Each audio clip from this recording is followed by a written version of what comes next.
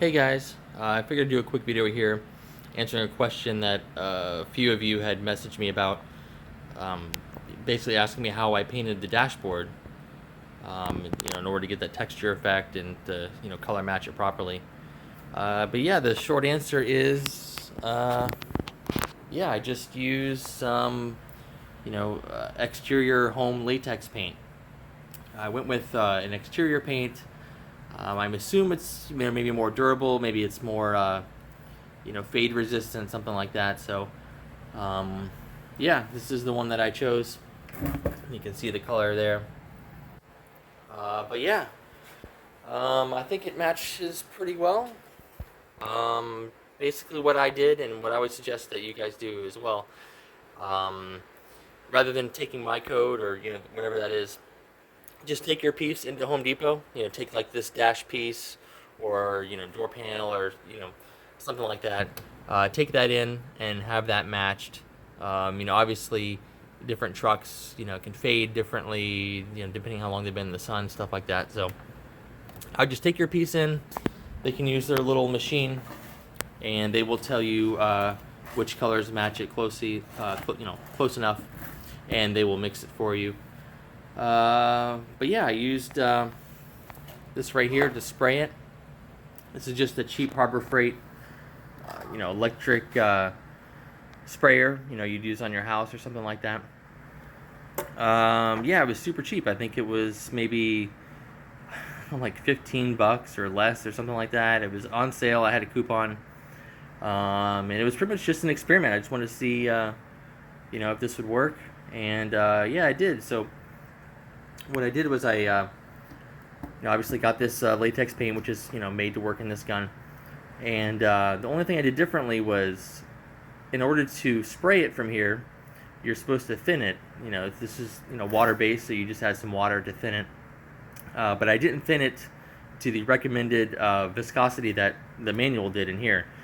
There's a little gauge that they give you where you pour your material in, and it's like a little funnel thing, and how fast it flows and stuff like that. You can tell if it's gonna be thin enough to work in the gun. I went a little thicker because I wanted like a splattered textured effect. Obviously that's not desirable if you're painting a house. You don't want it like textured or anything like that.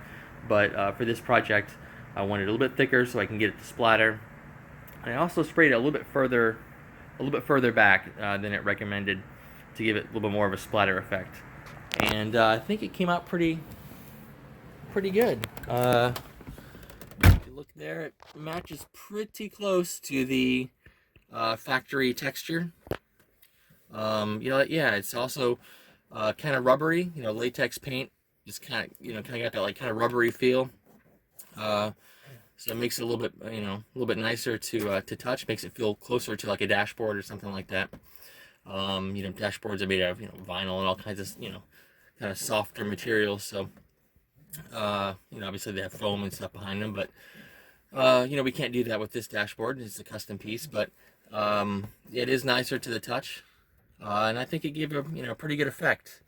Obviously, the original piece was done in a similar fashion. Whenever you're molding fiberglass and stuff like this,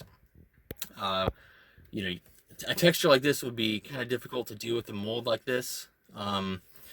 For fiberglass molding, you want like a really smooth surface. It makes it a lot easier to mold and remove the pieces from the molds. So it makes sense that the texture is added, after the fact. It's not molded into the piece. Not to mention, a fiberglass piece like this, when when you're finishing and prepping it, there's a lot of sanding involved and stuff like that, which would sand away that texture. So it makes sense that they do it after the fact. But yeah, I think it came out pretty nice. Like I said, it was one of the cheaper painting projects that I've had. There's no custom auto paint or anything like that. It's just regular latex paint with just a cheap Harbor Freight sprayer. But yeah, I hope this was informative, and thank you for watching.